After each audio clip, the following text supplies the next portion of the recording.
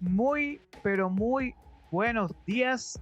Les damos la bienvenida aquí a Economía Capital. Son las 7:30 de la mañana de este lunes 14 de agosto, en un fin de semana extraño porque mucha gente se fue de viaje, el martes, día de mañana, es feriado, entonces como que mucha gente se tomó el lunes sándwich, pero día sándwich, pero estamos junto a Viviana Bejar.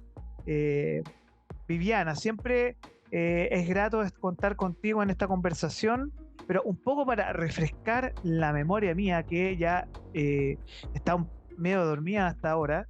¿Quién es Viviana Béjar para que nosotros sepamos de sus títulos, sus propiedades? Yo soy Viviana Bejar, pues. Sí, ya, un No, gusto. no sé. Nice to meet you. Sí.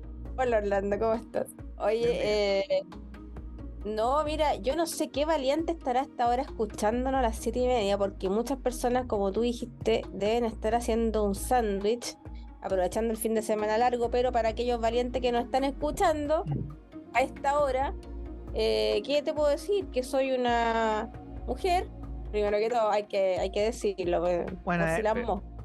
no, hasta ¿Ah? ahora uno puede dudar de todo, pero Claro, por supuesto. Soy mujer.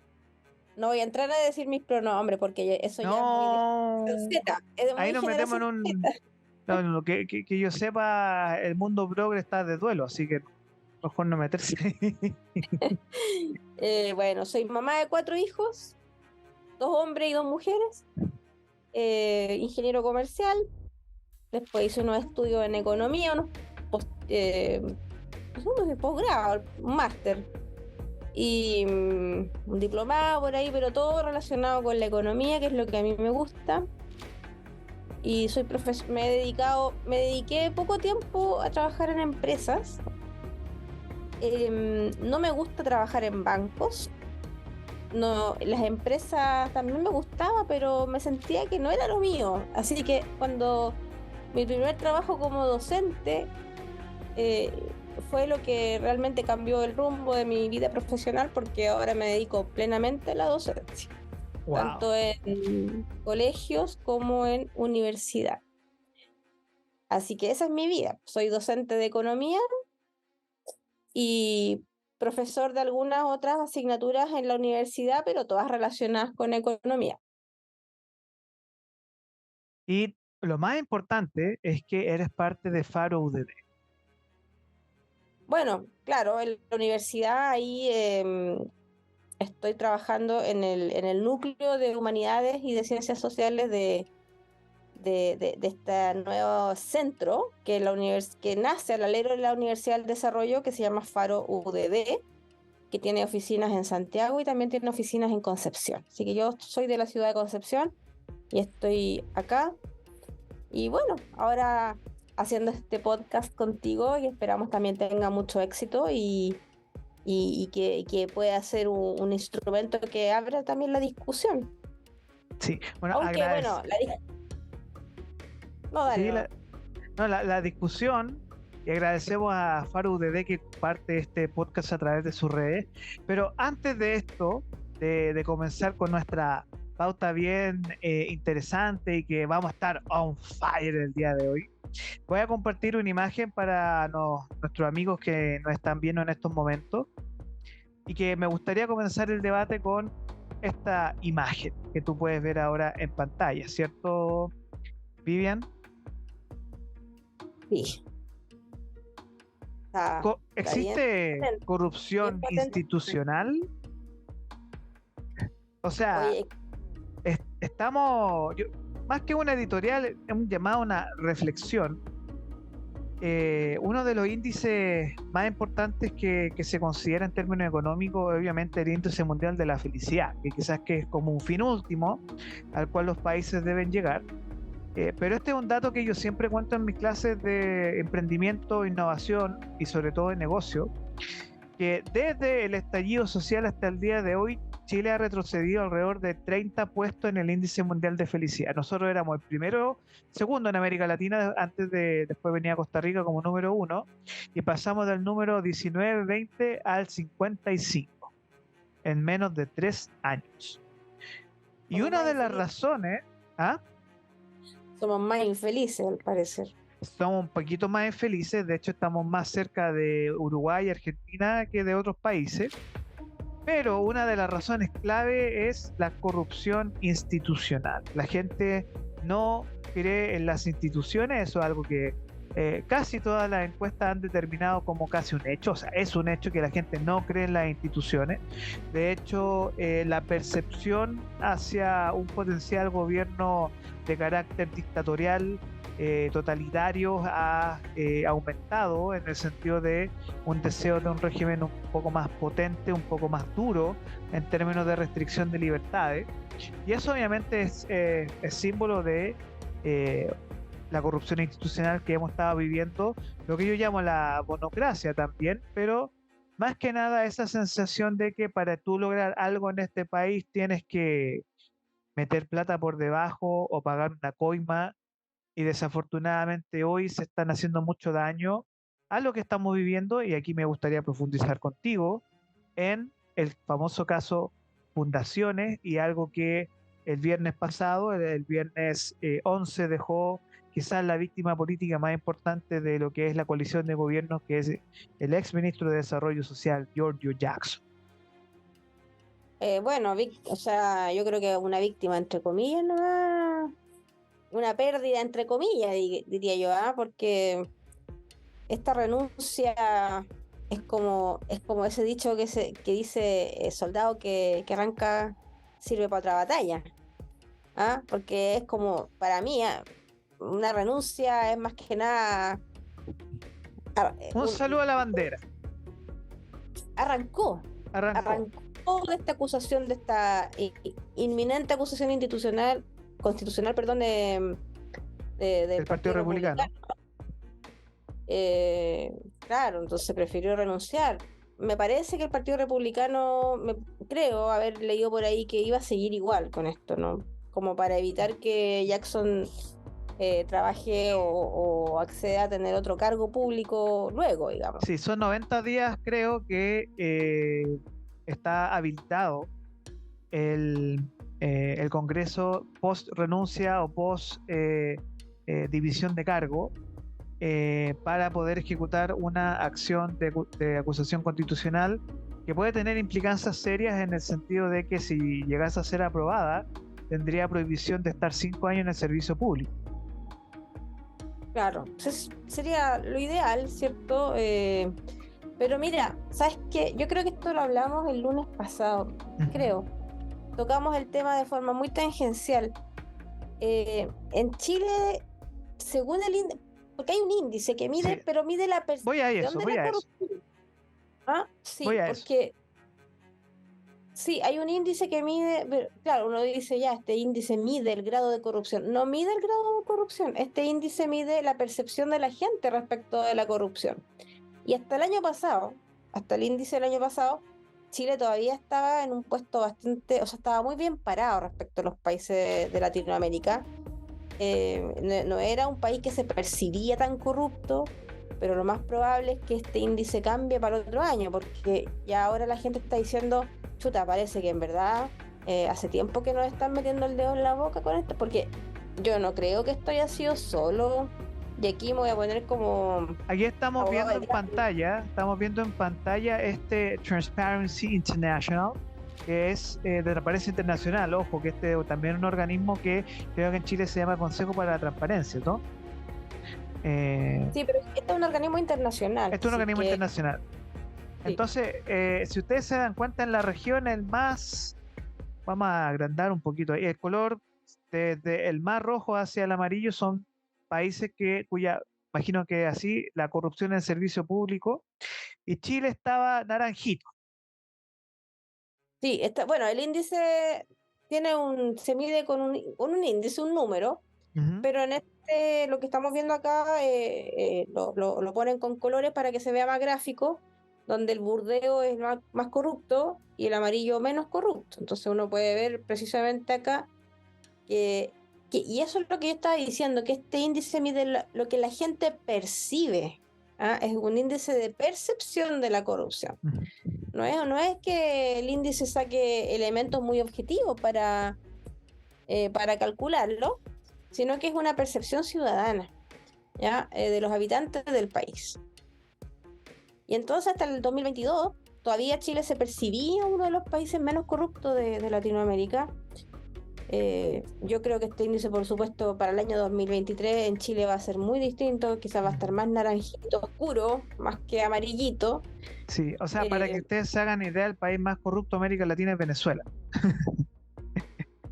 claro, claro. Y O sea, según lo que percibe la gente, según lo que claro. percibe la gente, obviamente. Ahora, vamos a la realidad porque una cosa es la percepción, que es algo mucho más sensorial, pero otra cosa son los hechos. Y los hechos es que, a ver, vamos a hablar de un concepto que es la danza de millones. La danza de Sí. millones que a través de diferentes reparticiones gubernamentales eh, han existido cuadraturas raras, contabilidades extrañas, permisos raros, y sobre todo algo que a mí me llamó mucho la atención, que yo digo, ¿cómo se les pasó esto desde Contraloría por lo menos? Es que tengo entendido de que ahora el gobernador puede asignar de manera directa recursos sin consulta al CORE, al Consejo Regional. Mira, yo la verdad no estoy muy enterada como de la parte administrativa política de todas estas cosas, pero sí obviamente del impacto que esto va a tener en la economía, en la recaudación de impuestos, porque fíjate que lo que está pasando es que mucha gente dice eh, que lata tener que pagar impuestos en un país donde va a hacer mal uso de los impuestos. Entonces, esto, a mi juicio, económicamente, yo creo que va a tener un impacto en la recaudación tributaria. Y no tan solo porque va a haber una disminución en la actividad económica, sino que quizás vamos a ver muchos más casos de elusión y directamente evasión de impuestos. Es como, acá, ¿cierto? Bueno, si me están robando, entonces yo, ¿por qué tengo que pagar mis impuestos enteramente, ¿no? Entonces, quizá los mismos empresarios, las mismas personas que tienen que pagar impuestos van a buscar mecanismos de elusión. No sé si se comprende la diferencia entre eludir impuestos y evadir impuestos. Hay una línea muy delgada. O sea, disculpa, pero la pregunta eludir es que no es evadir, porque evadir es el delito, ¿no? Claro, evadir es directamente no pagar tus No pagar impuestos, impuestos, pero pero eludir eludir, es como encontrar la cuadratura del círculo para no pagar un impuesto que probablemente podría pagarse, ¿no? sí, eludir es buscar un resquicio legal, El resquicio, un área, ahora que un está área tan de gris. época, se habla de los resquicios.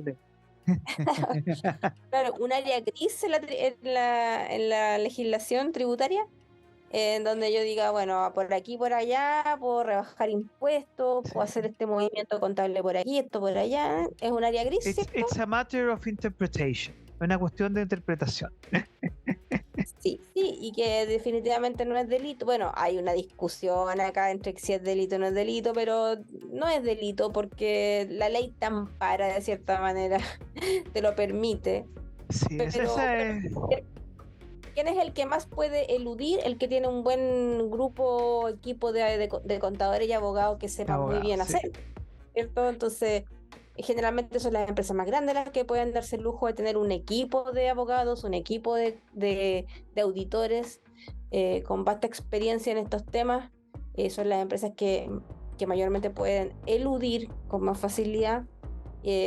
Bueno, también el eludir también implica maquillar tus estados financieros.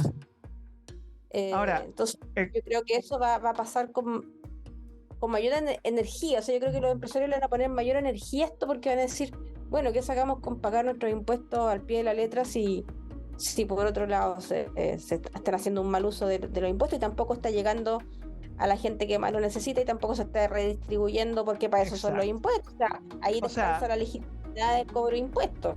hay muchos datos que andan circulando, pero aquí voy a enfocarlo en lo que son los delitos o los supuestos delitos que aún están en investigación, pero entregas de boleta de garantía por montos de obras que nunca se ejecutaron, hablamos de 300 millones de pesos, que fue uno de los primeros casos que salió. En la región de Antofagasta, luego se descubrió un caso de Camila Polisi en el Core y Gore de Bio Bio.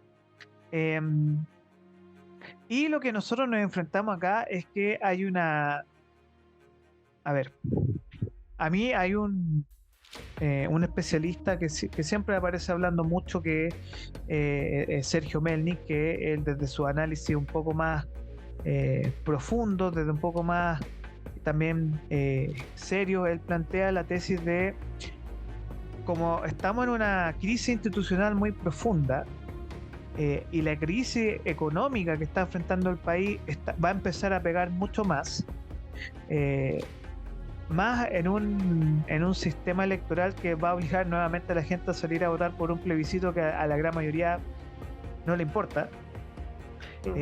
Hay un desfonde del gobierno y que muchos, de hecho, leyendo la prensa hoy, están diciendo que hoy día comenzó el tercer gobierno de Boric. Después de la salida de Jackson comenzó un tercer gobierno donde están todos peleados, donde nadie sabe qué hacer. O sea, hay un caos total en el gobierno porque son los propios correligionarios, camaradas, quienes creo que la suma llega a los 25.000 a 30.000 millones de pesos desfalcados en la suma total de los casos de corrupción.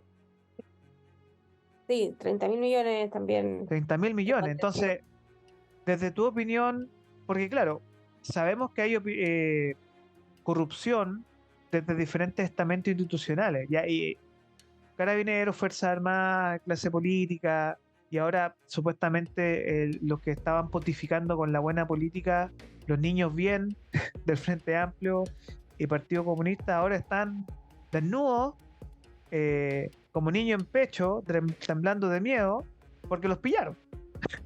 Bueno, y Gabriel Boric, el presidente de Chile, no hay nada mejor que irse contra A la gira. No, y se puso a hablar de nuevo de la época de la dictadura y de los derechos, de la violación de los derechos humanos. Claro. Que fue en contra de Sergio Onofre Jarpa, que fue el fundador del Partido Renovación Nacional. Es que yo creo que Entonces, Boric debería medir sus palabras cuando habla de cómplice pasivo, porque puede ser, y puede suceder en un tiempo más, que a él se le acuse de haber sido un cómplice pasivo durante el periodo cuando él firmó el acuerdo por la paz de Sebastián Piñera, y que a él se le dé vuelta la tortilla y sea acusado por sus propios correligionarios de un cómplice pasivo de violación de derechos humanos, precisamente por el proyecto fallido de nueva constitución. Que ese es un bueno, tema bastante delicado, pero sí, es para que no encuentro peor momento para decir lo que dijo, porque bueno, ellos, ahí vamos hacia lo que es ser anticapitalista, que ese es otro cuento. sí, como tú bien dices, están en un periodo de su gobierno, su tercer tiempo, en donde está delicada la cosa. O sea, yo creo que aquí Gabriel Boric, el presidente, va a tener que empezar a medir sus palabras porque para él no pinta nada bien Sí. el panorama político, social. Fíjate que yo, no sé si tú harás lo mismo, si nuestro auditorio hará lo mismo, pero yo sigo las cuentas de todos los ministros y, bueno, el presidente y toda la gente de gobierno, las cuentas de Instagram, y veo cuando ellos suben algo a las redes sociales y ha ido cambiando el pulso de los comentarios. Fíjate que en un inicio yo veía que había mucha más gente que lo apoyaba, habrán sido bots, no sé, pero había mucha más gente que lo apoyaba en los comentarios, y con el paso de estas últimas semanas he visto en cada publicación que ellos suben que los primeros comentarios, los que tienen más likes, son en contra. Y he visto cómo ha pasado este termómetro, cierto, social, de alguna manera, aunque muy reducido en las redes sociales, pero de cierta manera va mostrando el cambio de ánimo de la gente. Por lo menos los que lo apoyan ya se ven más tímidos en los comentarios, y hay mucha gente que se atreve a decirle, pero presidente, usted que habla de esto, sí, ¿no? Y le sacan en cara todas las cosas que hemos visto las últimas semanas. Sí, Y ahí uno mira, puede ver un cierto termómetro social de cómo es que la gente está percibiendo las palabras, porque al parecer ahora sí que Chile despertó y ya no, las palabras ya no son tan fáciles de creer solo como solo las palabras. Van a sí, necesitar algo más que discurso para que la gente puedan volver a tener la credibilidad que tenían antes. A ver, yo creo que aquí nosotros enfrentamos un problema de tres áreas que es muy grave. El primero es que eso conectándolo con lo que hablamos la semana anterior, el lunes anterior sobre Camila Vallejo. Mm, Este, a ver, nos enfrentamos a un gobierno estratégicamente muy débil. Es un gobierno que en la cabeza pensante, en este caso Gabriel Boric, se le fue su mano derecha, que es Giorgio Jackson, que lo mandaron a caminar por el desierto sin agua. O sea, está bien solito, casi desnudo en el Sahara. Eh, y yo tengo la percepción que en esta primera línea del gobierno está súper solo, Gabriel. Se le fue Isquia, se le fue Jackson, se le está yendo todos los amigos cercanos. El problema es cuando tú contratas a tus amigos y no gente que haga el trabajo. Y lo cual repercute es que, para mal, porque yo creo que también esto es un ahogo del sistema político, el parlamentarismo de facto que quiere imponer también el Partido Republicano y con la UDI y RN es una arma de doble filo, porque la percepción de las personas frente a la desconfianza es el araquiri, y el araquiri se llama retiro de AFP. mm, El araquiri se llama la bonocracia, el araquiri es darle a las personas volver al IFE universal, es desangrar al Estado. Y cuando tú tienes populismo, como por ejemplo, nos gusta o no nos gusta el PDG, que es populista, Partido de la mm. Gente. Entonces, cuando tú ves que todo en el espectro político también están igual de desesperados, porque no hay ninguna cabeza pensante que diga, hagamos algo en serio. Por ejemplo, a mí me extraño mucho gente que fue de la concertación, o de José Joaquín Brunner, un Alejandro Foxley, que den una llamada y digan, ¿sabe qué, presidente? Si usted necesita a alguien, aquí estamos para ayudar. Porque necesitamos a los ancianos de la tribu para solucionar este problema. Y desafortunadamente ya tenemos al expresidente Piñera muy quemado políticamente. Y obviamente que José Antonio Caz no va a querer meterse él como un mediador sabiendo que este es el mejor escenario para que él pueda ser electo presidente. Y Bueno, en una tercera parte, que es la más que dolorosa, yo creo, es que estamos enfrentando un escenario de recesión económica y de despidos masivos, eh, que yo insisto, o sea, nosotros nos reíamos y veíamos, perdón, muy de lejos lo que pasó en España con el gobierno de Zapatero, con un 25% de desempleados. Yo rezo todos los días para que en Chile no ocurra eso, pero estamos al borde. Estamos al borde porque cualquier mala decisión puede llevarnos a un caos institucional y a la tesis Melnik, que es un quiebra institucional de aquí a enero del 2024. mm. Bueno, propio de Latinoamérica. Lo que pasa es que en Chile no estábamos acostumbrados porque luego del gobierno militar, el país quedó con una cierta institucionalidad más o menos firme, ¿ya? Que se mantuvo durante los gobiernos de la concertación. Pero pareciera ser que la inercia latinoamericana nos empuja y nos hemos dado cuenta que quizá no somos tan distintos al resto de los países de Latinoamérica. Si lo que pasa es que tuvimos un régimen autoritario, ¿cierto? Que nos mantuvo ahí, eh, Ordenó fue la un casa. bueno, O autoritario, sea, se ¿cierto? ordenó la casa con mucho No sacrificio. totalitario, no Sí, totalitario, po, porque no recordemos que totalitario, había pero se cierta ordenó la libertad. casa, se Autoritario, dejó. ordenadita en la casa, ¿cierto? Sí, es verdad. Eh, pero al parecer, sacando ese elemento de autoridad, pareciera ser que Chile es un país de Latinoamérica más, como que no Sí, realmente no somos tan distintos, nos creímos el cuento que éramos los ingleses de Sudamérica, sí, pero ojo y con eso. Dale nomás. al parecer no éramos tan distintos, sino que también tenemos unas fuerzas súper potentes en Latinoamérica, fuerzas de izquierda, que son bastante potentes que empujan también con este discurso paternalista y populista, Mm, empujan a la ciudadanía bueno, a ofrecerle, ¿sabes? Ofrecen el paraíso en la tierra y la gente ujú. lo cree, Pero fíjate que lo que te iba a decir hace un ratito era que recién nos acabamos de enterar que en Argentina, nuestro país vecino, Javier Milei arrasó en las primarias. Y ya ¿Cuánto fue? O sea, yo quedé pendiente de anoche, pero ¿cuánto sacó? creo que sacó como un 35%, si no me ¡Wow! equivoco. O sea, Entonces la que prensa la ya lo gente está dando. entienda, que la gente entienda en Argentina que es una de las locuras de ese país, uno puede ser presidente con 40% de los votos. Sí, pero son las primarias, pero en todo caso, como No, por pero la. en la primera creo, en la segunda, no sé si en la primera elección o en la segunda, el que saca arriba de 40% de los votos electo presidente. Ah, ya. Bueno, pero la prensa lo está dando como futuro. O sea, ya está. Hay una posibilidad cierta de que sea el próximo presidente de Argentina, Javier Milei. Y Ojo, eso. pero es que me sorprende, me dio esto, porque Milei, y tú tienes razón en eso es un mega bombazo. Sí, sobre todo es que si Javier Milei sale electo presidente y si cumple lo que dijo que iba a cumplir, podría ser que nos dé a todos los países latinoamericanos una visión de cómo podría ser un país sin banco central o cómo podría manejarse administrativamente y políticamente un país que se dolarice, como Panamá, por ejemplo. Y Mm, quizás no es tan tirado las mechas, porque en un principio uno puede decir cómo va a eliminar el Banco Central. Ah, uno que cree que los países han estado siempre con mm. Banco Central, la verdad que no es así. Los bancos centrales no siempre existieron en los países. De hecho, los bancos centrales en su inicio eran todos privados. No se llamaban Banco Central tampoco.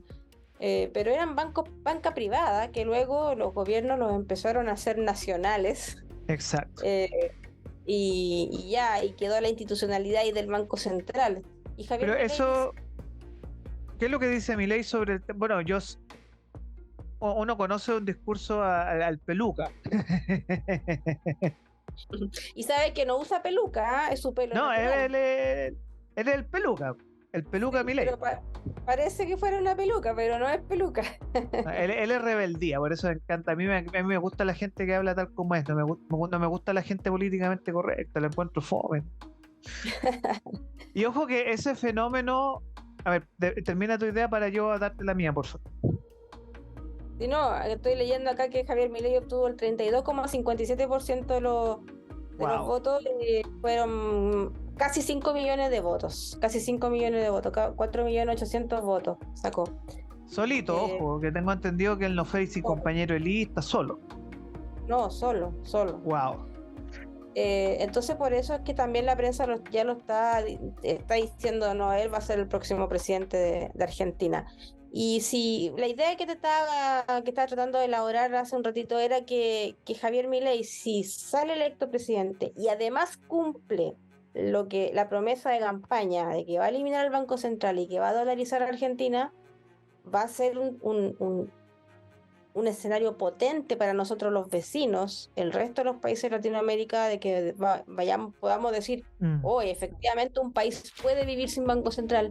Y miren, mm, y más encima la inflación empezó a descender, empezamos a pagar la deuda, nos empezó a ir bien, y además si baja los mm. impuestos, como también dice que lo va a hacer, se empieza a dinamizar la economía. Va a ser potente si es que logra él, si es que logra Mira, yo quiero poner poner al eso, no. Congreso de su parte y Sí, poder hacer todas esas reformas que quiere hacer y que nosotros podamos ver los efectos como países vecinos, va a ser un ejemplo potente para la región acá. sí. Yo creo que Milei, primero, hay un análisis muy bueno que han hecho sociólogos argentinos. Y Milei es el fenómeno Copa del Mundo. O sea, la razón por la cual los argentinos creen en Milei es por la misma razón que los argentinos creen en Messi. Ven a un tipo que le crees. Y de hecho, hoy día Que los viene medios fuera del mundo, viene fuera del mundo Exacto. político. Y lo que están diciendo los medios argentinos, y yo quedé sorprendidísimo, es que sale electo Milei, se creaba la grieta. Así de radical. Sale electo Milei, se acaba la grieta en Argentina. Es como si nosotros dijéramos que, no sé, Axel Kaiser decidiera ir a la primaria con Kast, pasara a él Mm. y él fuera electo presidente.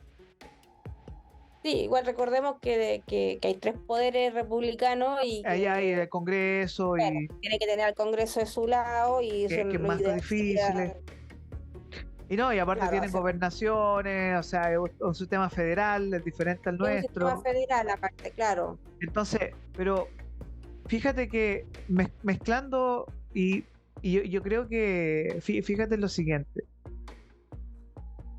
por mucho que tengamos un presidente que hable desde la ternura, como es el presidente Boric, desafortunadamente se enfrentó, en América Latina por lo menos, se enfrenta a dos fuerzas ejes súper rebeldes, que es Bukele y que es Milei. Y Sí, que siendo masculinistas ambos, porque yo no me imagino a Milei, y él ha sido súper explícito en este tema, todo lo que es temas de cuestionamientos valóricos, es un tema de que él eh, no él emite su opinión, y el de un tema que dice banderas paño celeste en Argentina, no es pro aborto abiertamente.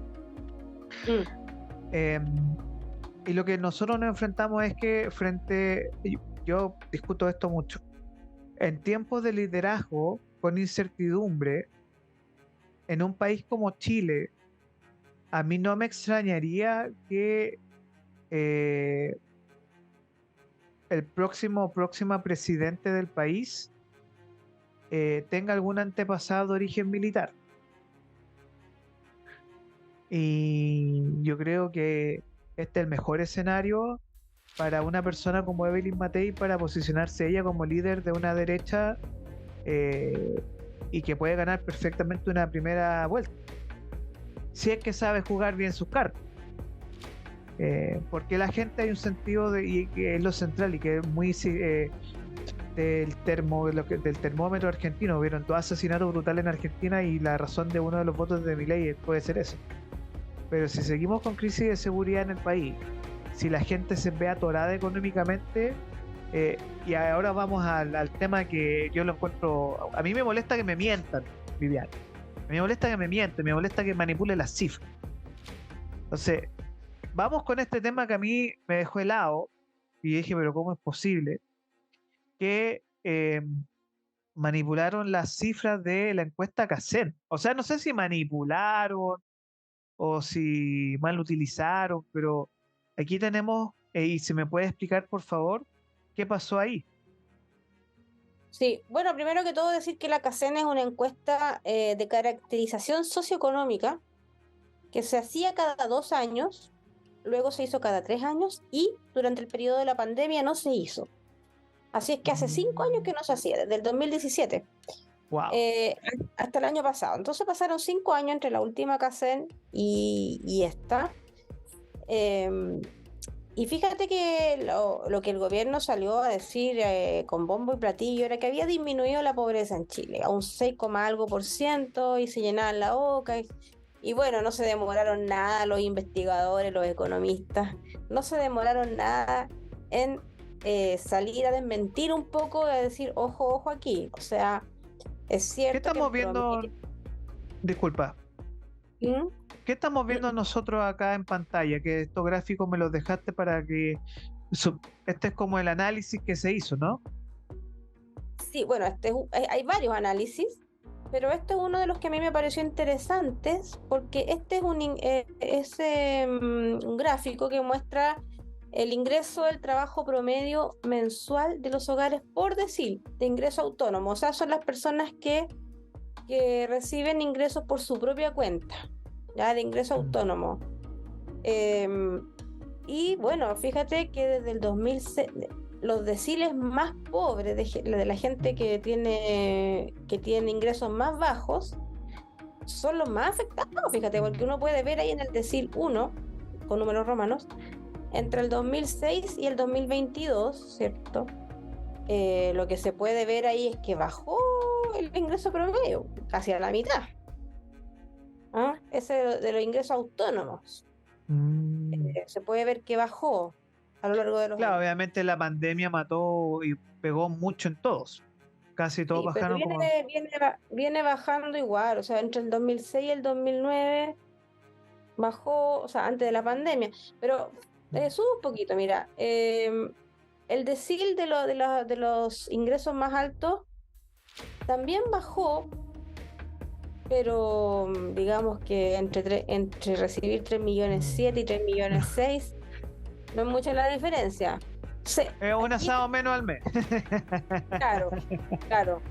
Y fíjate que si tú vas avanzando hacia atrás, digamos, viendo los deciles más bajos, al final al que más le pegan todas estas A políticas los pobres, son a la gente de ingresos más más bajos. bajos. Oye, Efectivamente. pero ¿sabes qué? Me llama la atención que eh, yo tengo un temor, fíjate. Yo creo que ahora voy a hablar de la percepción personal. Mi percepción personal es que si tú ganas menos de 628.000 pesos eres pobre.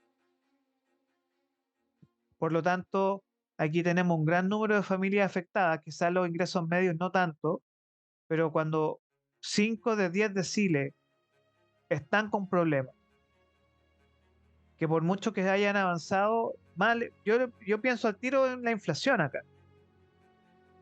Eso es como lo mismo, ¿no? Como que aumentan la inflación, o sea, no hay un progreso real. Creo que todas las cifras están con montos actualizados, ¿cierto? A noviembre del 2022. Sí, a lo que me Entonces, refiero es que, eh, por ejemplo, aquí si vamos al segundo decil, eh, por mucho que gane 296.000 pesos y hace 10 años ganaba 270, aumentó, simplemente su sueldo se aumentó en base a la inflación, nada más. O sea, bueno, sí, no hay un avance, digamos, como esta frase con sí, la que se llenan la boca algunos amigos de Frente Amplio y dicen, la movilidad social. No hay movilidad social no. en el gráfico, no existe. Es que fíjate que aquí estamos hablando de ingresos muy, muy bajos. O sea, estos primeros deciles son personas que incluso reciben menos que el sueldo mínimo. ¿Ya? Sí, Estamos hablando de por eso te ingresos digo, muy, muy bajos, casi que estamos hablando de pobreza absoluta. extrema, ¿Ah? pues estamos hablando de personas que la mayoría viven en villas condominios, o sea, villas poblaciones, donde viven 10 personas en un departamento de 40 metros cuadrados, Mm. donde reina, ahí el Estado no existe porque ahí ganan, ahí el reino y el territorio de los narcotraficantes, de las mafias, y ni siquiera está valorizado el factor migración. O sea, Sí, por eso te digo que para mí la percepción real mía de la pobreza es del 25% de la población chilena. sí, es Porque que si tú tú mezclas dijiste, cosas, si tú mezclas migración, pandemia, eh, solamente los salarios aumentan según inflación, ¿no? Entonces seguimos siendo igual de pobres que hace 10 15 años, desde Bachelet 1. sí, es que tú dijiste algo acá que a mí me parece súper importante de que esté bien claro. Desde que Chile entra a la OCDE, porque fue considerado por el Banco Mundial como un país de rentas altas, entonces como que en promedio nos dio el promedio para entrar a la OCDE, en promedio de renta per cápita. Yo siempre he sido bien crítica de eso, porque creo que Chile no debió haber entrado a la OCDE. No es un país de rentas altas. Lo que pasa es que el promedio, como nuestros ricos son muy ricos, y que bueno que así sea, porque así dan empleo y una serie de cosas que mejoran la economía, pero en términos de cálculos de promedios, tiran el promedio muy para arriba. Sí, Entonces, la verdad es que acá podemos ver claramente que tenemos 5 deciles en donde con ese dinero, bueno, igual te son rentas per cápita, ¿eh? Son por persona, no por ingreso familiar, sino que por persona, ya dentro de la familia. Entonces, sí, uno puede ver pero que en realidad, sí, pero igual, dígame. uno puede ver que en realidad, si tú sumas y restas todos los gastos, lo que cuesta la comida, lo que cuesta los arriendos, lo que cuesta vivir en el fondo, tú te das cuenta que Chile no es un país de rentas altas, es un país que está muy lejos. Las rentas per cápita de los países desarrollados nos superan en 3, 4 veces. Y claro, y Gabriel Boric y todo el gobierno dicen, no, nosotros tenemos que ser como, no sé, Dinamarca, como que Francia, Finlandia, y Y no chuta, da. Suiza, y resulta que ellos tienen un PIB per cápita, tienen una riqueza 3 veces más que la nuestra, 4 veces más, son un país industrializado, y nosotros todavía tenemos una dinámica de país subdesarrollado, exportador de commodities, donde el Sí. cobre es la mitad de nuestras exportaciones.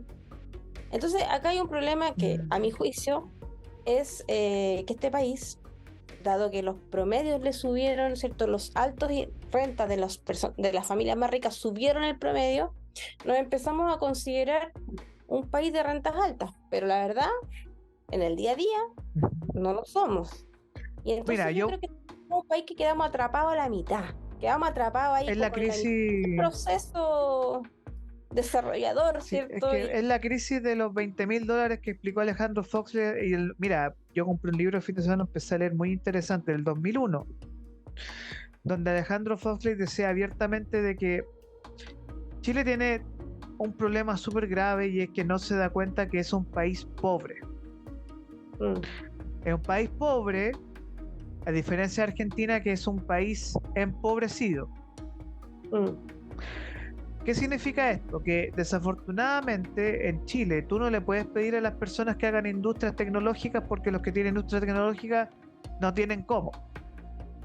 Y por mucho que tú publiques cosas de innovación o quieras llamar inversionista a través de Startup Chile, que funcionan muy bien, la matriz de la educación chilena, que viene en una crisis garrafal brutal de hace más de 20 años, nosotros estamos sacando chiquillos que saben, y insisto en este tema, la educación pública para lo único que les sirve es sacar cuarto medio y probablemente quizás sacar licencia de conducir. Pero las cabezas pensantes de este país, los chicos que uno ve en la universidad de hoy, lo único que están pensando es irse de Chile, porque Chile ya no es futuro para ellos. Porque ven que este país lo está pasando lo mismo que Venezuela. La diáspora venezolana, que nosotros nos hemos tenido que comer la tercera ola de que son las personas que son los pobres venezolanos que emigraron.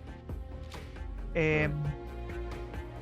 nosotros vamos a enfrentar a una primera ola y que está pasando, que todos los medios lo están diciendo, las grandes fortunas de este país ya no van a invertir en Chile, se están llevando las riquezas, porque dejaron de creer en Chile, porque estamos frente a un gobierno de corruptos. Y es así la realidad. Cuando yo soy chileno, y si yo soy empresario, tengo mi emprendimiento acá, y ven que en un tiempo más le van a empezar a cobrar más impuestos, me voy a instalar en Miami, lo que hizo Horst Polman. Y eso repercute en la gente como lo que vemos acá, de que hay más pobreza de la que dice. Sí, o sea, la pregunta que tú hacías delante, si mintieron o tergiversaron los datos, yo creo que no, pero lo que sí es que no contaron toda la verdad. Toda la verdad, o sea, haber dicho toda la verdad, esa es decir, sí, la pobreza bajó, pero por los efectos de las transferencias del Estado hacia las familias, o sea, Exactamente. en forma de subsidios. Los subsidios que dicho sea de paso, se dieron en un contexto de Estado subsidiario, Mm, porque también hay presiones de este gobierno para que en la nueva constitución se consigne jurídicamente este Estado como un estado de bienestar. Pero lo que hemos visto en Chile es que, según ellos, lo que han dicho el mismo gobierno, es que la pobreza bajó, que dado que dentro de un estado subsidiario han habido transferencias a las familias, o sea, no hay necesidad de que esto se vuelva un estado de bienestar para que el mm. Estado pueda transferir recursos a las familias que más lo necesitan, que esto fue básicamente durante el periodo de la pandemia, donde se dieron muchas ayudas estatales. Y básicamente un poco fue artificialmente producido, ¿cierto? Esta baja de la pobreza no ha sido una baja de la pobreza producto de que hay más empleo o que las rentas son más altas. Y eso hay que tener ojo ahí, sino que ha sido básicamente por un aumento y una transferencia artificial a los, desde el Estado a los bolsillos de las familias. Y bueno, uno podría decir, bueno, pagamos tanto impuesto que al final es una devolución de impuestos, uno lo podría tomar así, ¿no? Como Pero también no será. pagamos impuestos y se nos devuelven los impuestos, pero ¿no será mejor bajar los impuestos y que la mm, plata no pase por el Estado y que nosotros podamos manejar cada uno con nuestro las leyes dinero? voucher, pero eh, yo tengo una posición sobre eso y yo creo que aquí lo que enfrentamos es que tenemos una grasa estatal muy fuerte, tenemos demasiados ministerios, eh, tenemos que reducir, no el Estado, pero sí el aparataje estatal a través de una modernización real. Y el problema no es la constitución, es la regionalización. Si un orden jurídico territorial claro, tú jamás vas a poder hacer un orden constitucional claro porque eso requiere tiempo. Tú tienes que reorganizar el Estado. Tú tienes que sumar a Rancagua y a Valparaíso parte del eje metropolitano. Tú tienes que ver formas en la cual de Concepción hacia el sur se empiecen a generar reforzamientos para la zona de Temuco, para que no quede como una zona aislada. Tienes que ver formas de generar mucha más protección en el norte, que es una zona que, viendo cómo está la política, la geopolítica internacional, sale el hermano de Ollanta Humala y invade Arica. Por eso te digo que es un tema súper complejo lo de Milei y de liderazgo y legado al tema de la pobreza. Son súper.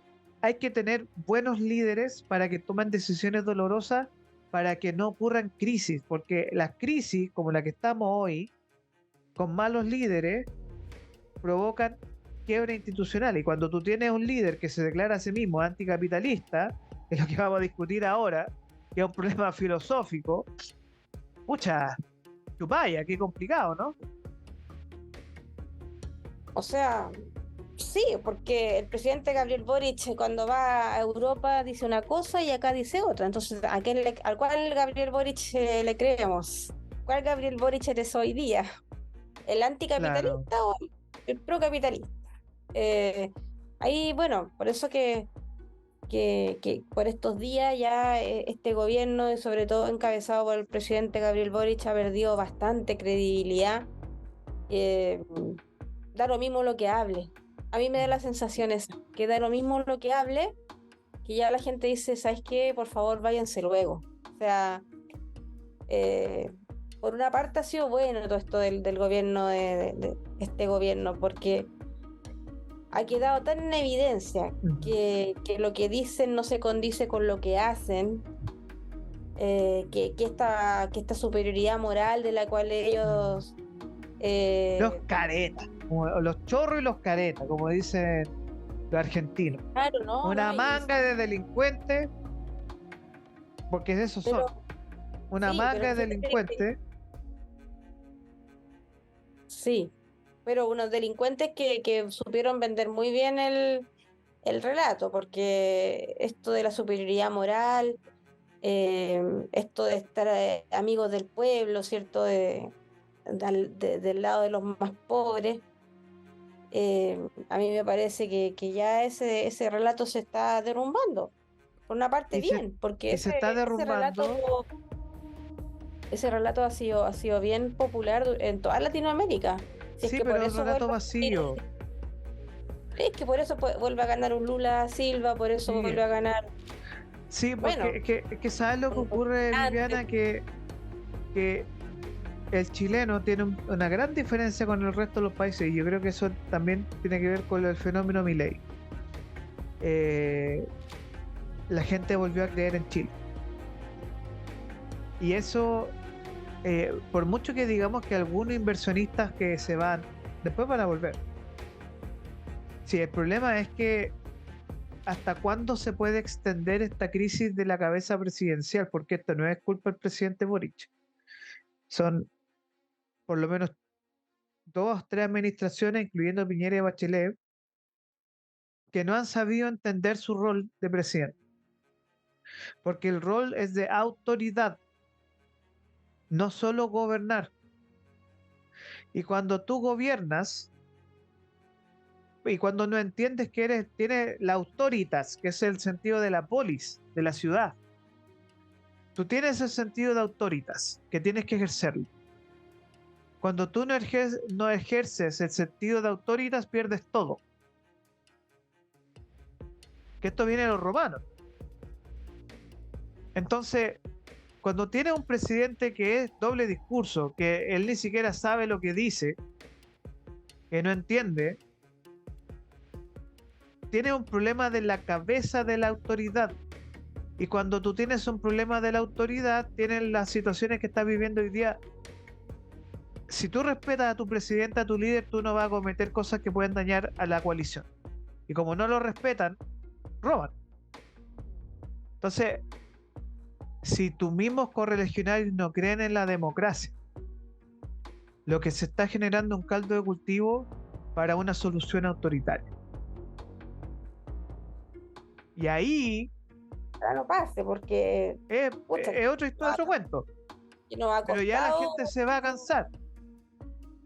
Porque sí, cuando que como la país gente... nos ha costado, no, que como país nos ha costado mucho Sí, sacarnos el hambre este de los gobiernos autoritarios, de los militares, y que tenga que volver a pasar lo mismo, porque tanto darle la izquierda a hablar de la democracia, pero ser antidemocráticos, hablar de los pobres, pero ser tan antipobres, que por eh, eso te digo que el doble hacer todo. discurso. Sí, por eso que sería muy terrible que tuviéramos que volver a lo mismo y que de una vez por todas no podamos madurar como sociedad, como sociedad, como país, que no podamos nosotros caminar hacia adelante y decir, ya, cortemos el deseo, cortémonos de niñerías, cortemos de paternalismo y de populismo, pongámonos serios y hagamos bien las cosas, que ha Eh, costado, que cuesta en sí, Latinoamérica. Por cuesta, eso te digo que una inercia muy potente la que porque nos tú lleva. necesitas un acto de fe. Y aquí desafortunadamente la gran mayoría de las personas dejaron de creer en Chile como un todo y empezaron a verse representados por personas, no por partidos, y empezaron a buscar caudillos, más que la idea, nos peruanizamos. Es que nuestra idiosincrasia latinoamericana ha sido Sí, del caudillista, o sea, sí, por eso yo decía pero en el inicio, el tema es que todavía nos cuesta, lo que dice, perdón, lo que dice esto es clave. Eh, Va a costar mucho encontrar una fuerza política que mezcle dos cosas muy importantes, que es la democracia y la identidad chilena. Eh, y eso es algo que va a costar mucho. Que hay ciertos atisbos de chilenidad durante el 18 y todo, pero eh, es un tema serio. Y es un tema serio porque, y esto lo quiero ligar con la conversación de ahora, la siguiente, ya que nos quedan un par de minutitos, con lo que ocurre con los prestamistas también. Que nosotros nos enfrentamos a un fenómeno de pérdida de identidad nacional que casi nos cuesta una constitución, que afortunadamente los chilenos votaron rechazo en su mayoría el año pasado, pero nos enfrentamos a otro problema que son los prestamistas ilegales que sí están, que es parte de los sicariatos y que es un problema serio, ¿no? claro, y cuando tenemos un sistema tan regulado, y la gente dice, no, es que los bancos hacen lo que quieren. No hacen lo que quieren, si están terriblemente regulados, es una industria muy regulada, a tal punto, son tantas las regulaciones que, que digamos, en periodos de crisis, la llave se cierra, Ujú. precisamente para poder salir de la crisis. Los créditos se vuelven más caros, las condiciones para acceder a un crédito son más difíciles, y entonces la inflación, ¿cierto? Está haciendo que la tasa de interés también aumente.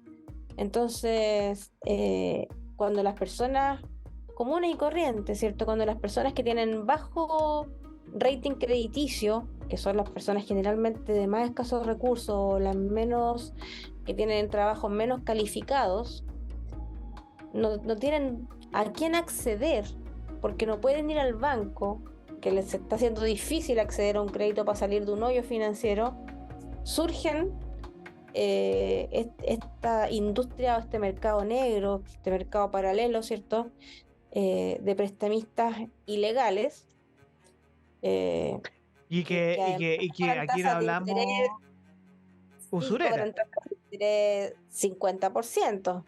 Pero ojo Y que aquí, es cierto que son microcréditos muchas veces. Muchas veces son microcréditos como, oye, necesito, no sé, 100 lucas para llenar el auto, la mm, benzina, no sé, alguien que tenga un taxi, ponte tú, o son personas que tienen negocio o actividad económica de poca mm, calificación, y que necesitan capital de trabajo, pero mm. son montos muy, muy pequeños. Entonces, una tasa de Pero interés del 7%, uno dice, chuta, es mm, harto, pero son montos pequeños.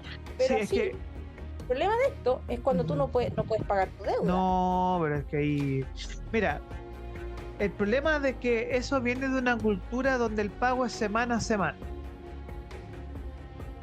que son los países anglosajones más que nada. Estados Unidos, Canadá, Gran Bretaña, donde te pagan, el paycheck te llega cada quincena o cada viernes, que son los, para que la gente sepa y no se enoje conmigo, los blue collar, o sea, el obrero. Entonces, al mecánico, al gaffiter, le pagan semana a semana y no le pagan mal. A la que es waitress o la que es mesera le pagan muy bien en la semana, en relación a sueldos Claro, de Chile, porque ¿ya? son países de rentas altas, En lo que rentas hablábamos. altas, ¿ya? El problema es que allá tienen sistemas de créditos que se piden semana a semana, que es distinto al sistema que tenemos nosotros en Chile, que es mes a mes. Que yo lo encuentro súper obsoleto por si acaso. Ya a mí el tema que te paguen mes a mes lo encuentro súper anti. eh, eh, no me hace sentido aún en el país donde tú puedes hacer transferencias a través de diferentes formas y te pagan al tiro, no sé. Mm, Eh, pero el tema de los, prestamistas ilegales está ligado a por lo menos dos áreas que son súper delicadas, que son por un lado el lavado de dinero, eh, claro, y el sí, narcotráfico.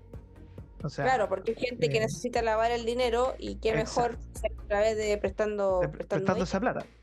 ¿Ya? Ah, Eh, exactamente. entonces, igual es un tema súper delicado y yo no digo que sea como, fuera de Chile, extranjero, no. Aquí hay empresas públicas y también personas, sobre todo en los bajos fondos, que siempre han estado ahí, son prestamistas. Y hay gente que es prestamista porque, eh, usa el dinero de esa forma y eso es algo que, eh, son mafias, ¿ya? No son legales, no están reguladas por la SBIF y no están reguladas por el sistema SWIFT tampoco. Muchas de ellas incluso operan con el dark web. Mm. Pero Entonces, fíjate que hay algo que, a ver, aquí no sé si me voy a poder explicar bien lo que quiero dele decir, nomás, pero tiene todo el tiempo, yo me quedo callado hasta me voy a mutear, mire, para que la deje hablar. no, pero es que hay algo que quizás en la industria oficial, la industria legal, debiese aprender del mecanismo de la industria paralela o informal, que es la flexibilidad. Yo pienso que las industrias con demasiadas regulaciones son poco flexibles. ¿Qué pasaría si la banca tradicional, la formal, la legal, fuera más flexible a la hora de dar microcréditos? Viera que estamos en un periodo difícil donde hay personas que necesitan capital de trabajo para poder pasar la semana, eh, y, y, y comenzaran a flexibilizar la forma en que otorgan los créditos. Del mismo modo que se ve flexible estos créditos ilegales, estos prestamistas ilegales, si la a ver, ¿por qué abundan tanto en periodo de crisis? Porque son muy fáciles de acceder, son muy flexibles a la hora de darte el crédito, de pasarte la plata, pero al momento de cobrar se puede volver incluso un problema mayor porque si tú no pagas te pueden ir a matar, te asesinan. Eso, digamos, palabras mayores. El pan de Pero, cada día en países como Colombia, Centroamérica, pero es una realidad. Argentina, pero es una También, realidad de ellos. Lo que pasa es que sí, pero aquí como tenemos, insisto, la migración masiva, llegan personas obviamente que dicen, bueno, aquí hay un caldo de cultivo y que ahí el sicariato está muy de la mano con los prestamistas ilegales. claro, entonces yo diría, la industria legal de la banca, si adoptara esta flexibilidad que te ofrece los prestamistas ilegales, con la gran diferencia de que el dueño del banco no te va a ir a pegar si tú no le pagas. Te va a cobrar un interés un poco más alto, pero no te va a ir a matar, ¿no es cierto?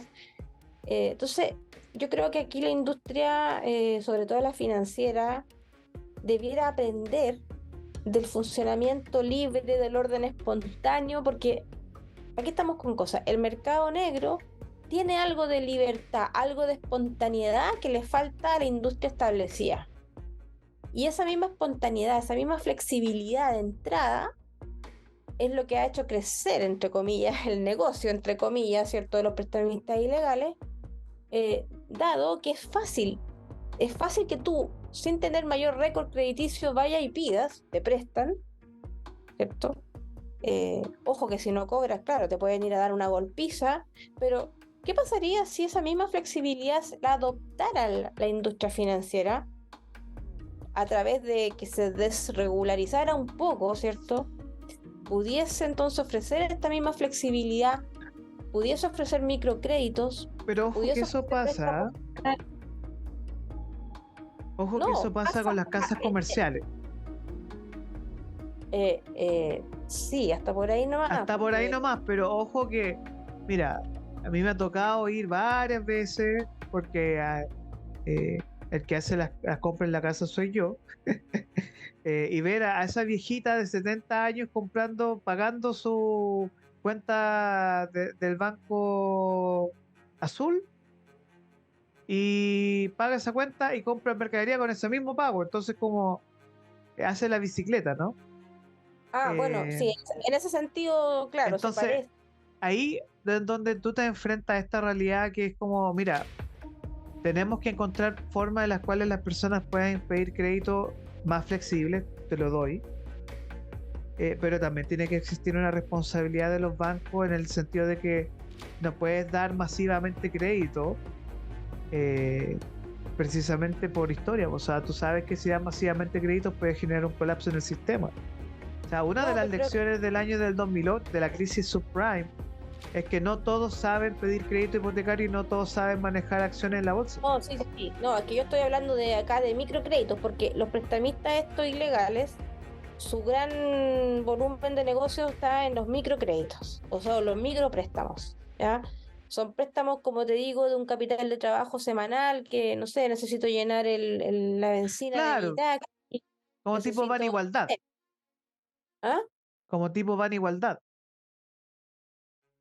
No sé, no sé de qué me Van estás igualdad es un hablando. sistema de microcréditos que son para pymes, y que en Chile apoya lo apoya mucho FOSI y lo apoya mucho Cristo Vive, que son organizaciones comunitarias de micro pymes, nivel el tipo, la señora que necesita 200 lucas para comprar el carro sopaipilla para tener un sustento, y Van en Igualdad le da los 200.000 y se los cobra en eh, 26 cuotas de 20.000 pesos o un poco más, creo, no me acuerdo muy bien el número. Si eran 200.000, eran, claro, 20 cuotas, tenía que pagar 22 cuotas, y le interesa pagar dos cuotas más. Mm. No, fíjate que esto de los microcréditos nace precisamente en los países más pobres de África. Se le ocurrió, en este momento no recuerdo a la persona que se le ocurrió, y se dieron cuenta además que la gente de escasos recursos pagaba muy al día sus créditos. Sí, Les muy daban responsable. microcréditos, eran muy responsables porque en verdad necesitaban el dinero no para gastárselo en cosas superfluas, sino que era para capital de trabajo. Exacto. Personas pequeños microempresarios, y lamentablemente esto después lo tomaron la banca formal y lo hicieron un negocio, como siempre, porque la idea del microcrédito era cobrar muy poco interés, sino nada de interés, eran montos de dinero muy bajos, o intereses muy bajos, además que casi nada.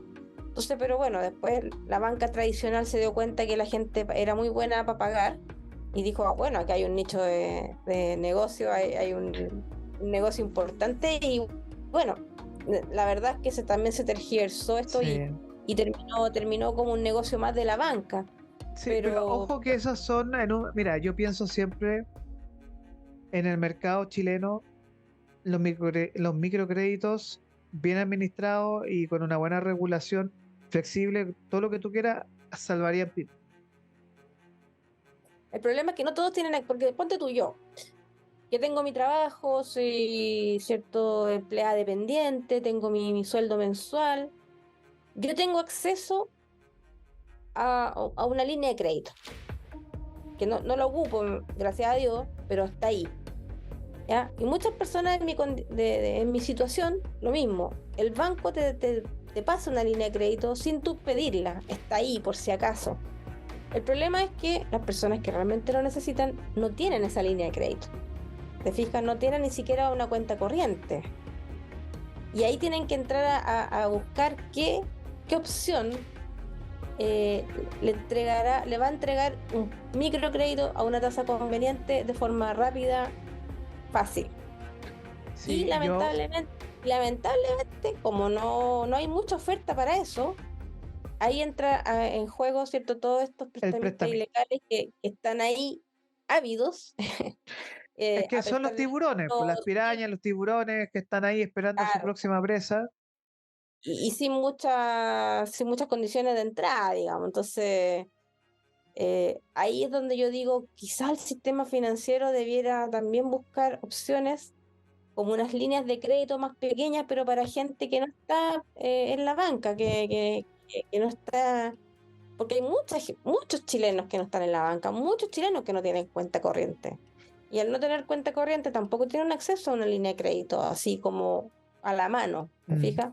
Pero mira, fíjate que hoy nos estamos enfrentando y nos estamos dirigiendo a una transformación digital muy rápida, muy fuerte. Eh, y yo veo que ahora los jóvenes ya no necesitan una cuenta corriente, todo lo pueden hacer por Match, por las tarjetas Tempo, por ejemplo. Las mismas universidades a veces tienen sus propios sistemas de desarrollo de pago con asociación con bancos. Y yo siento que para las pymes también ya es mucho más flexible el tema de, por un lado, los pagos y también recibir dinero. Entonces, como bien Una cosa, ahí, una cosa es tener una cuenta vista, que las cuentas vistas debo sí, decir que están bastante a la mano, sobre todo sí, también para personas menores de edad, pero las cuentas vistas no vienen asociadas con una línea de crédito, que es precisamente lo que a veces la gente necesita, como un dinero extra, aparte de tu ingreso corriente, para bueno, alguna emergencia ahí con el capital de bueno, trabajo, sobre todo en tiempos sí. como ahora que se vienen Bueno, es que difíciles. si nos seguimos poniendo así, bueno, al final hagamos el pase para el autopréstamo en la AFP. Bueno, el autopréstamo Es en la que, AFP siempre me pareció un buen instrumento, pero ya ahí era como para cuestiones que son, no sé, una enfermedad que tú no, una enfermedad grave, que una operación o qué mm, sé yo, un imprevisto de mayor magnitud. Acá lo que estamos tratando de hablar es que de estas personas que necesitan dinero semana a semana como para poder que su negocio salga a flote. Eh, sí, son, son cosas bien distintas, y que eso precisamente es el mercado objetivo de estos prestamistas ilegales. Son de este tipo de sí. personas, madres solteras, eh, que tienen que sacar a su familia adelante, o como te decía yo, para pagar gastos pequeños, ¿cierto? Que no alcanzan a llegar a fin de mes. Y tienen acá, se encuentran con que acá es muy fácil obtenerlo. Como los montos son pequeños y las tasas de interés pueden ser muy altas, pero claro que sí hay una gran amenaza, y esta es la amenaza, digamos, real, que es que tú, si un día no puedes pagar, oye, te van a ir a dar una Una advertencia, visita, una advertencia, ¿cierto? Que sí, no va a ser muy placentera, y acá hay verdaderas mafias, entonces sí. realmente uno se Es un enfrenta a tema un problema muy, mayor. muy delicado. Viviana, mira, Viviana, pasemos a nuestra sección de análisis internacional. Em, Vamos con algunos datos sobre China y una información que a muchas personas los dejó, no sé si sorprendidos o asustados, pero esta semana, la semana anterior, perdón, China se declaró en deflación. ¿Qué significa esto para las personas que nos van escuchando ahora en ya sea en la micro o en el auto. ¿Qué significa deflación en China? Bueno, lo contrario a la inflación, pues mientras nosotros estamos sufriendo, mientras Occidente está sufriendo con la inflación, que es la subida generalizada de los precios en la economía, la deflación es lo contrario, es una disminución sostenido y generalizada de los precios de la economía que puede estar mostrando dos cosas. O sea, la deflación podría estar mostrando algo bueno o podría estar mostrando algo malo. Eh, en general, las deflaciones muestran una caída en la actividad económica y una baja en la demanda agregada. Eso significa que hay menos trabajo, que es lo que va a empezar a pasar en Chile, que se va a empezar a enfriar la inflación y todos vamos a estar felices, pero eso va a traer aparejado también que van a haber más desempleo, va a haber menos puestos de trabajo disponibles, las empresas van a empezar a cerrar o se van a empezar a ir, y eso es un poco lo que está pasando en China. En China las exportaciones cayeron casi 15% en julio comparado con el julio del año anterior. Y, y las importaciones también cayeron. Cuando la economía empieza a ir mal, uno se empieza a dar cuenta en esta magnitud, en estas mediciones, cuando la gente empieza a comprar menos de afuera.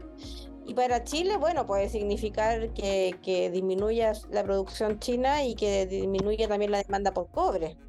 Entonces, Upa.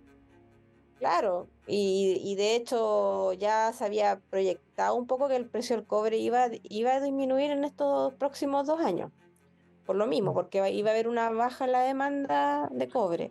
O sea, como dice el argentino, hay un párate de mundial de la economía.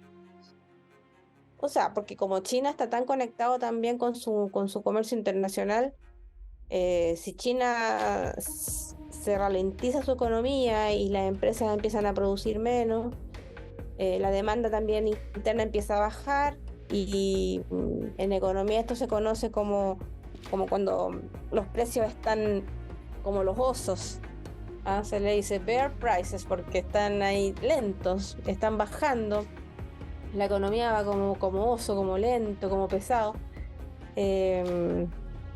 Eso es lo que va a empezar a pasar con China y ya está pasando. Y como está tan conectado con el comercio internacional, va a empezar a disminuir también su demanda por bienes que les compra el extranjero. En nuestro caso nos compran cobre, nos compran también otras cosas, pero mayoritariamente cobre, y en otros países lo mismo. Entonces va a empezar a verse, sí, bueno, esto igual se está esperando, así que tampoco hay que alarmarse tanto. Claro, No nosotros era no conversamos, era el mundo y estas conversamos en la cosas son semana, cíclicas. Sí. conversamos en la semana sobre esto último que mencionas, que lo de la crisis china no es una crisis como tal, sino que simplemente es un proceso de ida y venidas que obviamente que durante casi 30 años manteniendo un crecimiento del 8% en algún momento tenía que bajar. Sí, porque además estas cosas son cíclicas. La economía es cíclica, entonces se mueve en forma de olas y en algunos periodos está arriba, otros periodos baja y así, cuando baja mucho después sube. eh, y entonces por eso es que yo no soy tan alarmista cuando se hablan de estas cifras, no me alarmo tanto. Sí que pienso que mientras pasa el periodo de crisis, hay que aguantar, siempre digo, porque o que hay que aguantar de que se demore uno en encontrar empleo o ajustarse el cinturón porque los ingresos no van a ser los de siempre. Eh, Ojalá no pasara, pero pasa igual y los periodos de auge también nuestra percepción es que duran poco y es como el verano y el invierno, nos parece que el verano es más corto y el Sí. invierno es largo, como un Pero en poco real- eso. pero en realidad, como dicen por ahí, cuando China estornuda, el mundo se resfría. Sí, sí, es verdad, porque es una potencia económica. Pasa lo mismo con Estados Unidos, siempre estamos pendientes del precio del dólar, de lo que hizo la Fed. ¿Por qué estamos tan pendientes? Porque son potencias económicas, entonces lo que les afecta a ellos también nos afecta de coletazo a nosotros también. Así que eso es lo que se está esperando en China, que siga bajando los precios, que siga desacelerándose la economía, que es hace unos meses atrás, creo que fue este verano, hubo un problema bien grande con algunas inmobiliarias que quebraron. eh, y claro, el gobierno chino es cierto que está bien abierto al libre comercio, pero no hay que olvidar que es un gobierno de un país con un único partido, que es el Partido Comunista. Y no hay que olvidar que a pesar de que se ha abierto al libre comercio, ellos siguen teniendo el control casi completo de su Mm. economía. Sí, Eh, y ahí, eso es lo que hay que tener cuidado con China, sí. a mi juicio. Oye, Viviana, vamos a unos pimponeos finales ya en esta conversación que hemos tenido de economía muy, muy rica y que yo creo que va a dar que hablar esta conversación. Eh, Te voy a poner de nuevo en el rol de todopoderosa. Eh, ¿Cuáles serían tus soluciones reales? Como te convierto en la zar anticorrupción de Chile. ¿Cuáles serían tus primeras medidas? Así como para tomar decisiones prácticas y reales sobre la corrupción en el país.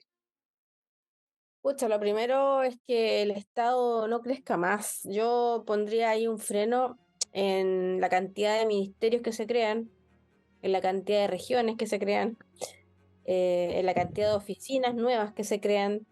Em, O sea, reducir Fíjate, el aparato estatal. sí, que fíjate tú que con cada ministerio que se crea, tienes que hacer una subsecretaría, unas seremías en cada región y todas las oficinas y bueno, y contratar toda la gente para llenar todas las oficinas. Generalmente esta gente que uno contrata o que los gobiernos contratan son amigos, son gente a quien le deben favores políticos, son gente a la que tú quieres favorecer de alguna manera porque te ayudaron en algún momento. Entonces, no necesariamente la gente que está en los cargos en el Estado es la gente más idónea para ocupar cierto cargo, eso ya como que nos quedó claro, ¿no es cierto? Por lo tanto, yo creo que habría que empezar por tener la voluntad política de todos los sectores para decir, ok, vamos a reducir el tamaño del Estado, vamos a dejar de crear nuevas regiones, vamos a dejar de pensar en ministerios como el Ministerio de la Felicidad y otros ministerios que se nos puedan ocurrir, porque si empezamos con esto, que vamos a crear un Ministerio de la Felicidad, que vamos a crear un ministerio, bueno, uno de los últimos fue el de la mujer, ¿no es cierto? Que vamos a crear un ministerio para esto, un ministerio para lo otro. Eso lo único que tiene como consecuencia inmediata es que crezca el tamaño del Estado, que más recursos que tendrían que ir destinados para la gente que lo necesita se vayan a quedar ahí en el aparato estatal. Y mientras más personas trabajando en el Estado, más posibilidad de corrupción existe. Así que yo creo que una de las primeras cosas O sea, para evitar es corrupción, el Estado. o sea, para bajar la corrupción, el tema de el Estado, o sea, reducir el Estado, bien. Y lo ¿Y qué segundo pasa, sería, y qué pasa con los corruptos? Porque no podemos ir a la solución china, obviamente, que es darle un fusilamiento, como en Japón, que en Japón hay juicio político y fusilamiento al corrupto. Espero que no se le ocurra la peregrina idea de empezar con eso. bueno, no, en Occidente es un poco más difícil llegar a eso, pero fíjate que a mis alumnos yo les enseño los códigos jurídicos antiguos, el código Hammurabi, qué sé yo, la ley mosaica, y eran bastante estrictos esos códigos, ¿ah? O sea, una persona la encontraban robando en Hammurabi, en Mesopotamia, ponte tú, la encontraban robando en el Palacio La del ley del Rey, talión. no, peor, la mataban. O sea, porque ahí dependía como a quién le estabas robando, si le estabas robando al rey o a cualquier persona, pero si le estabas robando al rey, te mataban. Entonces, claro, las leyes antiguas eran un poco más estrictas. Acá en Occidente, bueno, y todavía los países musulmanes que tienen estos códigos religiosos muy fundamentalistas siguen siendo bastante estrictas sus leyes. Lo que pasa es que en Occidente, con todo el tema de los derechos humanos y lo demás, las leyes han bajado un poco las penas, ya la pena de muerte ya como que no existe en muchos países. Entonces, no sé, yo no iría por ese lado, pero sí creo que a los corruptos habría que, bueno, no sé, mínimo que cumplieran una condena decente en la cárcel. O sea, que hubiese una consecuencia. Porque si los corruptos, Pero todos tienen que caer.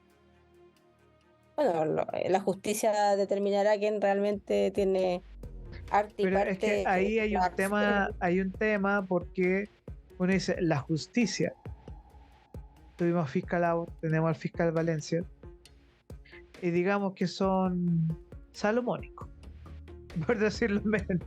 Bueno, es que cuando tú ya tienes corrupción en todas partes, ya está, no hay mucho que hacer. Es que ya, es que lo que pasa es que la percepción de la gente es que eh, estamos en un momento en el cual, más allá de lo político o no, o incorrecto o no, al final lo único que la gente espera es que salga un monito en el cielo llamando a Batman.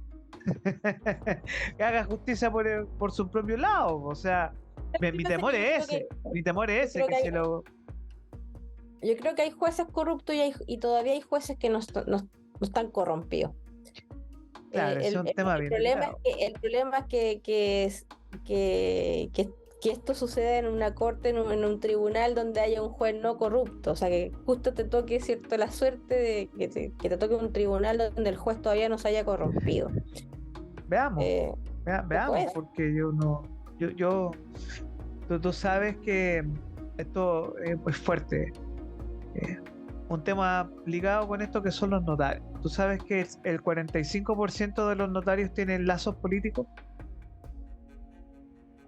es que bueno, ahí hay no, sí, pues ahí hay otro ejemplo, y aquí podemos escalar, pero el tema se vuelve un poco más sensible. Es que más Podemos escalar engorroso, más engorroso. podemos escalar a las redes, ¿cierto?, de contactos que Exacto. ciertas organizaciones. Por eso te Bueno, digo que es un ahí tema no, delicado, porque al final la percepción de las personas en general es que si uno es bueno y obra bien, no le va a pasar nada. Pero si uno es malo y obra mal y te pillan, debería haber castigo. Y cuando no existe castigo por redes de contacto o por conocer las leyes o etcétera, ese es el tema que duele a las personas. y por eso Y te digo el tema no es la red de contactos por sí, es que si alguien cometió un delito serio, grave, robó plata, todos nosotros debemos ir a la cárcel con la pena más dura posible. Y no hay discusión. bueno, tú Que la sabes que gente le tenga miedo a ir a la sabes cárcel. que, no, por eso te digo que la pena sea efectiva, porque si le van a hacer un curso de ética nomás, y eso sería como ya la condena. Mira, yo pienso que una de las formas también para evitar la corrupción es que, bueno, ya lo hemos dicho en verdad, que las penas sean efectivas y que el que tenga que ir a la cárcel vaya a la cárcel y da lo mismo quien sea. Ahora nosotros tenemos un sistema penal en que se basa también en Es agravante y garantista, po. entonces, bueno, si ponte tú, si el ministro Jackson tuviera que haberse enfrentado bueno, el ex ministro Jackson tuviera que haberse enfrentado a la justicia, lo más probable es que se le encuentre muchos atenuantes, que nunca fue delincuente antes, o al menos no fue delincuente que haya sido comprobado. Por lo tanto, lo más probable es que pase muy poco tiempo en la cárcel o definitivamente no pase ningún tiempo en la cárcel. Pero Mira, yo te digo sincera, sería muy importante que pudiese haber un castigo y que fuera una señal para el resto, sí, decir, oye, acá sale caro ser corrupto, pero parece que en Chile no sale tan caro ser corrupto. sí. Mira, ¿sabes qué? Yo te digo, mi miedo es que salga algún tipo con síndrome de superhéroe y se le ocurra hacer justicia por sus propias manos, sobre todo ahora que el presidente está un poquito más desnudo y que eh, a mí mi preocupación de verdad es que alguien tenga vocación de superhéroe o se le ocurra hacer alguna tontera, alguna estupidez, eh, en el sentido que no nos conviene entrar en una espiral de odio frente a la clase política, aunque muchas veces se lo merecen, porque es el peor caldo de cultivo tanto para los populismos, totalitarismos, y para personas que son demagogas, populistas por un lado, que son un peligro para la democracia. Yo creo que este es el peor caldo de cultivo que nosotros podemos tener para ciertos liderazgos que son súper tóxicos para los países y que nos pueden derivar en muy malas decisiones para el futuro. Y yo creo que si no detenemos la corrupción hoy, como debió haber separado el año 2004, con el caso Mopgate, cuando debió haber separado con los casos Cabal, con los casos donde estuvo involucrado Peñalillo, entre otros, en el gobierno Bachelet 2, eh, otro gallo cantaría. Yo creo que si nosotros hacemos ceguera voluntaria de la corrupción, a Chile le va a ir muy, muy mal. Y yo creo que la misión de este programa es que a Chile le vaya bien, ¿cierto, Viviana? Por supuesto. Entonces, nosotros nos declaramos Chile, todos los anticorrupción chilenos. totales. Bueno, ¿a quién le gusta la corrupción? Pues a nadie le gusta la corrupción, sobre todo en un país donde todavía hay mucha gente de ingresos medios y bajos que necesitan un empujón bastante potente para salir Sí, adelante, y en donde además los políticos se dan el lujo de robarle los a sueños ellos. y las perspectivas de poder salir adelante a ellos, a los que ellos dicen defender. Viviana Béjar, mucho gusto de haberte tenido en esta conversación de todos nuestros días lunes. Yo sé que quizás nos van a escuchar por ahí por la tarde, porque recién hoy día están pasando las fiacas del carrete que se pegaron la noche anterior. Porque yo sé que muchos están en sándwich, muchos están relajaditos. Más encima, aquí en Santiago hubieron 23 grados, 25 casi, mucho calor. No sé cómo estuvo por allá, Conce, Estuvo rico ayer. igual, pero 17 grados, 15 grados, pero rico para nosotros. Sí. Entonces, queremos que empecemos esta semana con energía. Vamos a seguir dándole como bombo en fiesta el caso con fundaciones porque nos molesta la corrupción, nos cargan los corruptos porque creo que los corruptos le hacen daño a los países y no los queremos y no los necesitamos. ¿Cierto, Viviana? Así, pues, ojalá en algún momento haya definitivamente una consecuencia para todos ellos y que los demás vean que en Chile sale caro ser corrupto. Sí. Ese sería Y que salga nuestro caro anhelo, ser corrupto. que salga caro ser corrupto, sí, Sí. exacto. Esto fue Economía Capital. Muchas gracias, Viviana Béjar, por estar con nosotros esta mañana.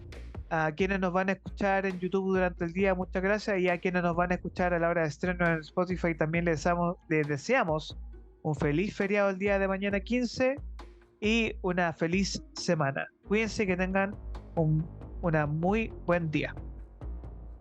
Chao, nos vemos. Chao, chao.